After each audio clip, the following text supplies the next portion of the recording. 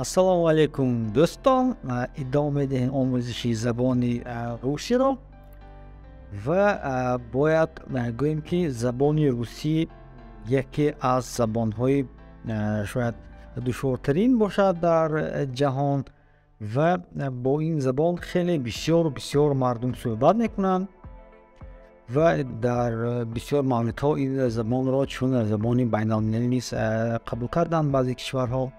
Ва имрӯз мо нақша гирифтем суҳбат кунем оиди фактҳои ҷолиб, интересни факты о русском языке.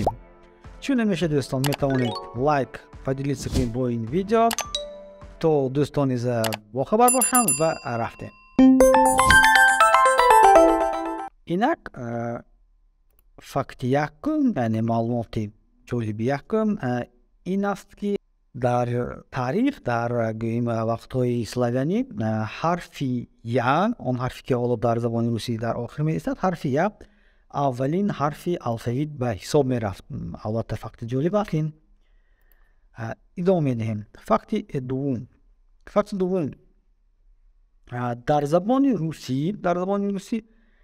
калимаҳое ҳастанд ки бо ҳарфи ӯ ё худ и 61 мегӯянд бо забони тоҷикӣ оғоз мешаванд ва асосан ин номи шаҳрак, ҷамоат ё ин ки гӯем дарё мешавад. Барои мисол Үгүатта инчунин маҳал ҳаст, инчунин Улимах, Нахсуд, Уммукчанский, Үппикӯл ва ғайра ки гӯем номи дарё ё ҷамоат ё шаҳракро ифода мекунад. Рафтем. Маълумоти севум. Дар забони русӣ калимаҳое ҳастанд ки дар онҳо ҳарфи е пуштима пушт се маротиба такрор мешаванд. Яъне дар як ҳарф, дар як калима на ду бор чун дигар калимаҳо, балки се бор як ҳарф такрор мешавад. Барои мисол длинношее, яъне кардандаро, длинношее ва дигар калимаҳое ки бо охири худашон шее мешавад. Шее, чун калимаҳо низ дар забони русӣ вуҷуд дорад. Мегузарем ба маълумот ё худ факти чорум.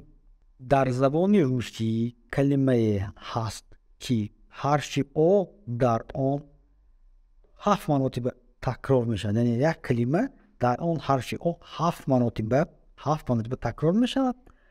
Ин калима обороноспособность. Яъне вақте мо мегӯем обороноспособность, албатта мо шояд мегӯем обороноспособность, лекин дар матн обороноспособност навишта мешавад.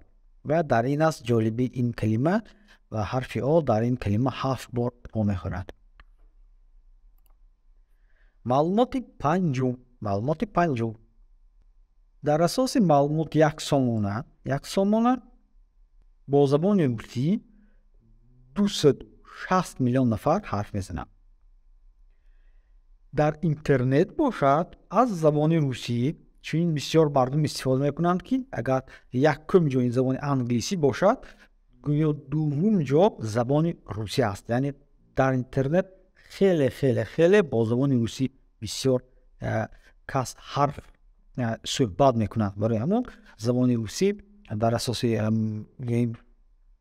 маълумоти яксомона сомонаро дар ин ҷо овардаем, дуюм ҷо дар интернет мебошад. Маълумоти факти шашум. Аз ҳама ҳарфи гӯем ёштар, ҷавонтарини ҳарфи русӣ ин ҳарфи ё будааст. Ҳарфи ё ҳамагӣ соли 1873 тахмин 140-150 сол пеш пайдо шудааст дар алфавити забони русӣ, яъне соли 1873 ҳарфи ё яъне ба алфавит нав ворид шудааст. Маълумоти факти ҳафтум. Дар забони русӣ аз ҳама калимае дарозтарине ки бисёр истифода мешавад, این کلمه از 14 حرف عبارت بوده است، یعنی از 14 حرف. و این کلمه соответственно, یعنی 14 حرف. Соответственно, это делается вот так. متاسفانه این کار چنین میشد، یعنی соответственно متاسفانه. соответственно 14 حرف. یعنی شما میتونید با این فکت های جالب دوستانی روسان را نیز گوییم به حیرت آورید. شاید آنها این کلمه ها را گوییم آنها شاید از این معلومات ها اطلاعات ندارند. فکت هشتم، کلمه هشتم، فکت هشتم، معلومات هشتم. рентгеноэлектрокардиографического. دقت دید.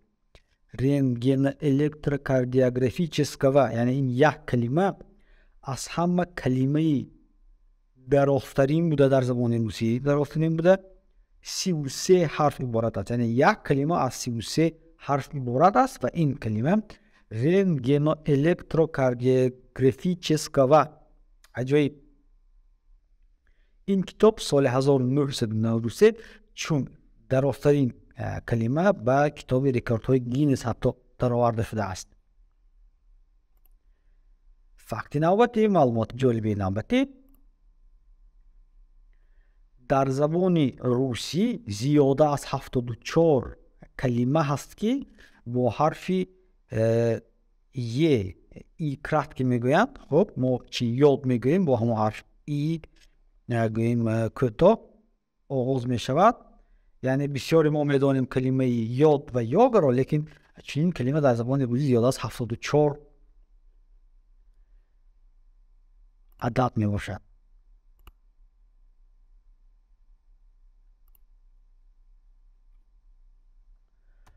باز یک معلومات جالب در این است که امروز آخرین معلومات این است که حرفای روسی، یعنی الفبet زبان روسی خیلی یک عجیب گوییم خصوصیت دارد. یعنی بعضی حرفای آن مانند به حرفای لاتینی یا خود انگلیسی، لیکن تلفظ آنها فرق میکنه از زبان انگلیسی.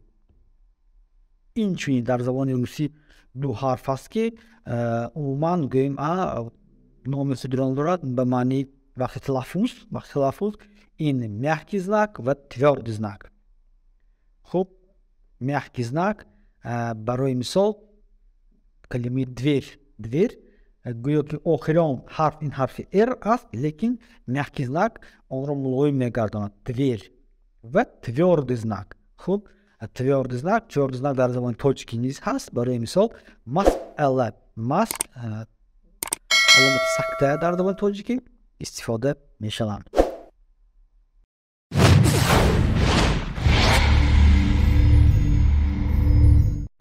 خب دوستان، این بود یک چند معلومات جالب باید زبان روسی. میتونید این فکت ها رو هنگام صحبت با دوستان زبانتان استفاده برید و صحبت رو طول دهید و خود را معرفی نمایید. من باشم با شما برای امروز خیر میگویم. این نمایش ما به خاطر میرسد. دائم موفق و سلامت باشید دوستان. خیر.